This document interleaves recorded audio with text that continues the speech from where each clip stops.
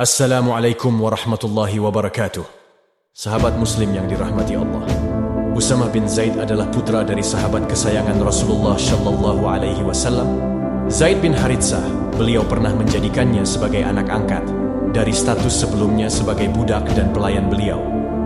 Ibunya pun adalah orang yang dekat dan disayang Rasulullah, Ummu Aiman, bekas sahaya beliau. Keduanya merupakan orang-orang yang mula-mula memeluk Islam. Usamah lahir pada tahun ketiga atau keempat dari kenabian. Didikan masa kecil dan remajanya adalah akhlak kenabian, baik dari kedua orang tuanya yang adalah didikan Rasulullah. Beberapa sahabat pun sangat sayang pada remaja ini, melebihi anaknya sendiri, seperti yang terjadi pada Umar bin Khattab. Saat menjadi khalifah, Umar pernah membagi-bagikan uang pada masyarakat, dan jumlahnya berbeda-beda berdasarkan kedudukan dan jasa mereka kepada Islam. Ketika tiba giliran anaknya Abdullah bin Umar, ia memberikan satu bagian. Giliran Usamah bin Zaid, Umar memberikannya dua bagian dari bagian anaknya. Abdullah bin Umar jadi bertanya-tanya, bukan masalah jumlahnya, karena pada dasarnya ia juga didikan Rasulullah yang mengutamakan kehidupan zuhud dan sederhana seperti juga Umar, ayahnya. Hanya saja ia takut ada yang kurang dalam amal ketaatan dan kesalehannya. Karena itu ia bertanya, "Wahai ayah, mengapa engkau mengutamakan Usamah dibanding anakmu sendiri? Bukankah saya mengikuti pertempuran yang tidak atau belum diikutinya bersama Rasulullah?" Tetapi jawaban Umar tegas dan tidak dapat dibantah lagi. Ia berkata, "Usamah lebih dicintai Rasulullah daripada dirimu, seperti juga ayahnya lebih disayang Rasulullah daripada ayahmu." Dalam usianya yang masih sangat muda, ia telah ikut terjun beberapa pertempuran bersama Rasulullah. Dalam Fathul Makkah, ketika Rasulullah akan memasuki Ka'bah, beliau membawa Bilal di sisi kanan dan Usamah bin Zaid di sisi kiri beliau. Sungguh kehormatan besar yang diberikan Rasulullah kepada keduanya, bukan Abu Bakar atau Umar, atau 8 sahabat lainnya yang telah beliau jamin masuk surga. Ketika Rasulullah pernah mengirimkan suatu pasukan di bawah kepemimpinan Usamah bin Zaid, pengalaman pertamanya memimpin suatu pasukan setelah sebelumnya hanya sebagai prajurit biasa. Pasukannya ini memperoleh kemenangan gemilang, dan sebagai orang yang disayang, Rasulullah langsung menyambutnya dan memintanya menceritakan pengalamannya. Mulailah Usamah menceritakan jalannya pertempuran. Tampak wajah Rasulullah berseri karena senangnya dengan apa yang dijalani kesayangan Rasulullah itu. Ketika Usamah menceritakan bahwa seorang pemanggul panji musyrik yang perkasa banyak membunuh dan melukai tentara muslim, sehingga pedangnya berlepotan darah dan daging para syahid masih menempel. Usamah pun mengejar dan memerangi orang tersebut. Ia berhasil melumpuhkannya, tetapi ketika ia akan melakukan pukulan terakhir dengan tombaknya, orang tersebut mengucap, "La ilaha illallah." Usamah sempat bimbang, tetapi dipikirnya, itu hanya siasat untuk menyelamatkan diri saja. Karena itu ia terus menombaknya hingga tewas. Tiba-tiba saja wajah Rasulullah berubah merah padam tanda beliau marah. Beliau berkata, "Celaka engkau wahai Usamah, begitukah tindakanmu terhadap orang yang mengucap la ilaha illallah?" "Wahai Rasulullah," kata Usamah mencoba menjelaskan dan membela diri, walau dengan ketakutan, dia mengatakan kalimat itu hanya untuk menyelamatkan diri saja. Masih dengan nada tinggi, pertanda beliau masih marah, Rasulullah berkata, "Mengapa tidak engkau belah dadanya? Dan engkau lihat apakah ia mengatakannya itu ikhlas dari hatinya, atau karena pura-pura semata?" Memang, bukanlah hak dan kewajiban kita menilai apa yang ada di dalam hati seseorang. Apa yang tampil dan terlihat itu saja yang menjadi ukuran kita dalam mengambil sikap. Itulah pelajaran berharga yang ingin disampaikan Rasulullah Shallallahu Alaihi Wasallam. Atas peristiwa tersebut, Rasulullah Shallallahu Alaihi Wasallam menyatakan Usamah telah bersalah, tetapi tidak ditetapkan qisas, hukum bunuh, dipancung atas dirinya, karena yang dilakukannya tidak sengaja, hanya suatu kesalahan.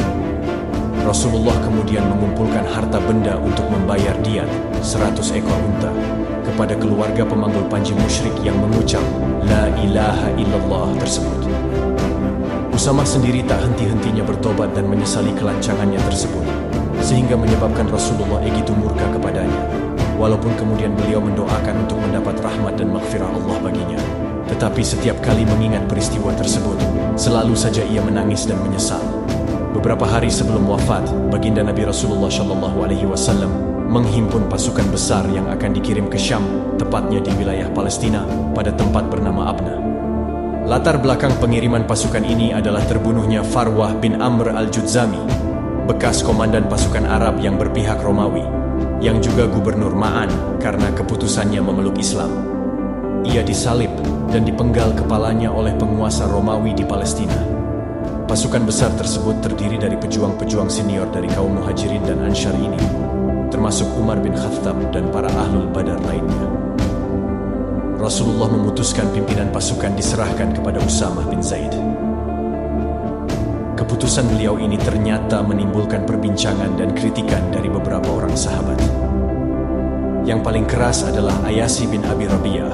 Ia berkata, anak kecil itu menjadi komandan dan amir dari kaum Muhajirin awal. Saat itu Rasulullah telah sakit cukup parah dan beliau tidak mengetahui secara langsung perbincangan pro kontra yang terjadi dan berkembang di masyarakat Madinah. Ketika Umar mengabarkan hal tersebut, beliau bangkit dan mengikat kepala beliau dengan sorban untuk mengurangi rasa sakit. Sambil memakai selimut, beliau naik ke atas mimbar di mana orang-orang sedang berkumpul. Setelah memuji Allah, beliau bersabda, telah kudengar sebagian dari kalian mengecam kepemimpinan Usamah. Demi Allah, jika kalian mengecam dirinya, berarti kalian mengecam bapaknya. Demi Allah, sungguh ia, Zaid bin Haritsah, layak sebagai pemimpin, dan sepeninggal bapaknya, putranya sangat layak sebagai pemimpin. Dan sungguh, Zaid adalah orang yang sangat aku kasihi, demikian juga Usamah. Keduanya layak untuk mendapat semua kebajikan, karena itu, berwasiatlah kalian dalam kebajikan karena ia adalah sebaik-baiknya orang di tengah kalian. Senin pagi tanggal 12 Rabiul Awal tahun 11 Hijriah, seharusnya Usamah memberangkatkan pasukannya ke Palestina, tetapi Usamah merasa tidak tenang dengan kondisi Rasulullah yang ditinggalkannya kemarin. Karena itu ia kembali ke rumah Rasulullah, dan setibanya di sana, beliau tampak sehat. Usamah pun gembira. Beliau sekali lagi mendoakan Usamah, kemudian bersabda, berangkatlah engkau dengan berkat dari Allah. Usamah kembali ke pasukannya di Jurf. Ia segera mempersiapkan diri untuk segera berangkat. Tetapi belum sempat bergerak, datang utusan dari ibunya, Ummu Aiman, yang memberi kabar bahwa Rasulullah SAW telah wafat. Usamah memerintahkan pasukan untuk kembali ke Madinah. Setelah wafatnya Rasulullah dan Abu Bakar terpilih jadi khalifah, wacana pasukan yang dipimpin Usamah kembali mengemuka. Sebagian sahabat yang dipimpin Umar bin Khattab berpendapat bahwa pengiriman pasukan tersebut harus dibatalkan, karena banyak sekali kabilah yang murtad dan bersiap menyusun kekuatan kembali untuk lepas dari pemerintahan Islam di Madinah. Tetapi bukan Asy-Syiddiq namanya kalau Abu Bakar hanya menuruti pendapat yang hanya berdasar logika semata. Karena itu ia berkeras mengirim pasukan tersebut sesuai perintah Rasulullah SAW.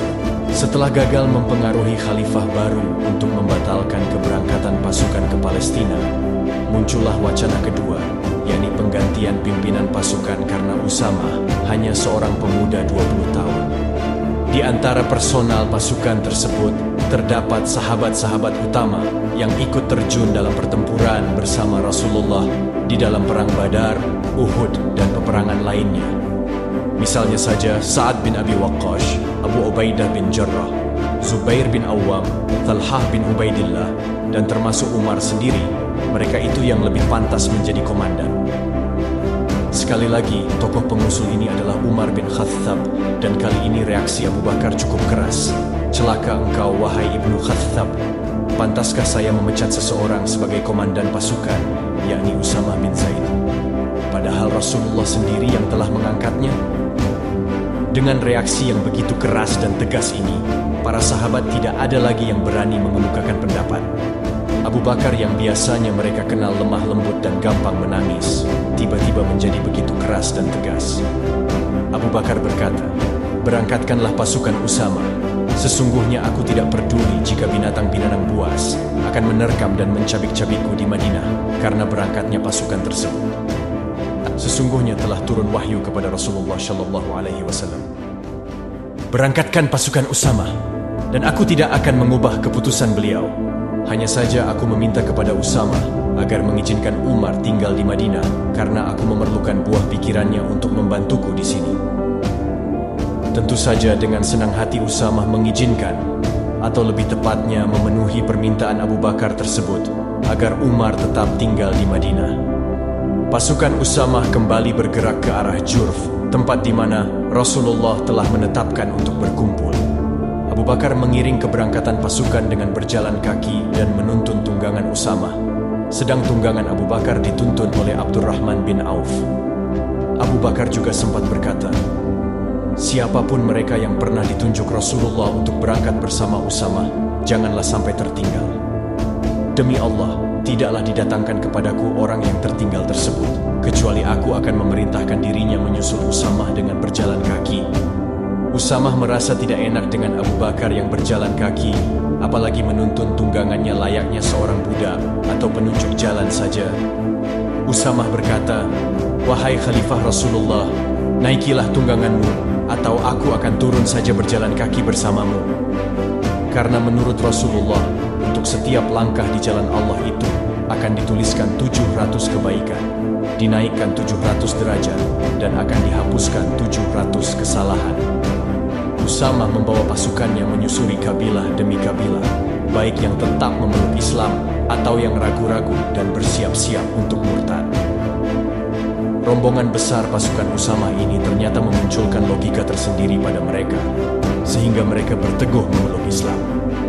Sebelumnya mereka mengira dengan wafatnya Rasulullah Madinah akan menjadi lemah dan tak mampu lagi memerangi musuh-musuhnya.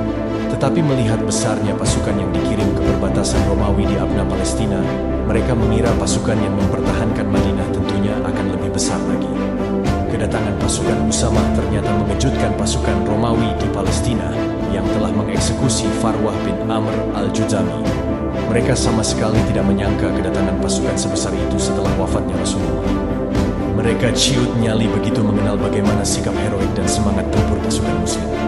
Mereka tidak mau beresiko menghadapi pasukan Muslim pimpinan Usamah. Karena itu, mereka memilih lari menyelamatkan diri dan meninggalkan barang ghanimah yang banyak bagi pasukan Usamah.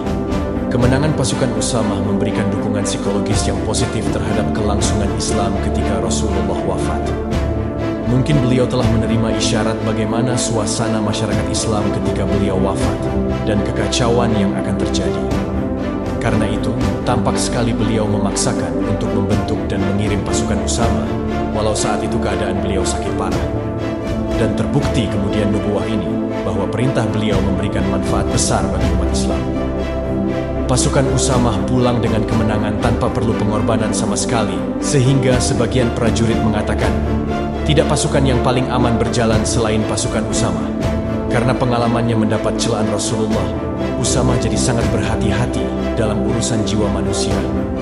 Ketika terjadi pertikaian antara Ali bin Abi Thalib dan Muawiyah, ia mengurung diri di rumahnya.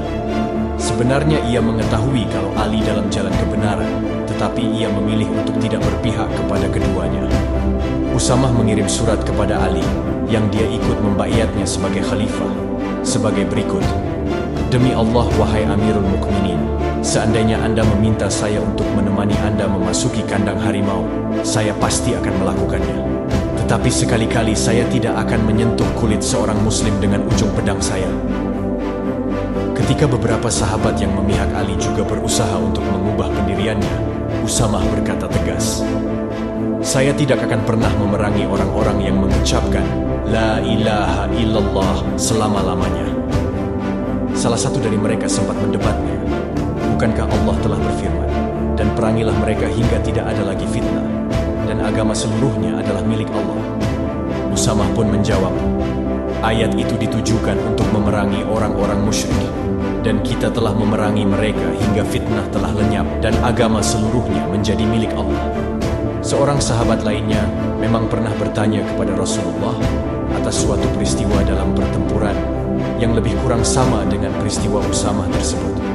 Rasulullah Shallallahu Alaihi Wasallam bersabda, "Kalau itu terjadi, si kafir akan memperoleh balasan seperti keadaan engkau sebelum membunuhnya, dan engkau akan memperoleh balasan seperti keadaan si kafir sebelum ia terbunuh." Maksudnya, orang kafir tersebut yang membaca La ilaha illallah ketika akan terbunuh akan memperoleh pahala syahid, sedang sang sahabat yang membunuh bisa jatuh dalam kemusyrikan dan kekafiran kalau ia tidak bertaubat. Usamah terus menyendiri di tengah pergolakan kaum muslimin, dan ia tidak mau terlibat dengan pertentangan mereka. Saat itu terdapat dua kutub kekuatan Islam. Muawiyah yang menjabat sebagai khalifah berkedudukan di Syam, sedang kelompok oposisi yang merasa keturunan Ali bin Abi Thalib lebih berhak atas jabatan khalifah bermarkas di Kufah, Irak, tetapi tanpa pimpinan atau khalifah yang jelas. Di saat itulah, di tahun 54 Hijriah, Usamah bin Zaid meninggal dunia di kota suci Madinah. Demikianlah kisah singkat Usamah bin Zaid yang seluruh hidupnya dia dedikasinya untuk membela agama Allah. Wallahu a'lam bishawab.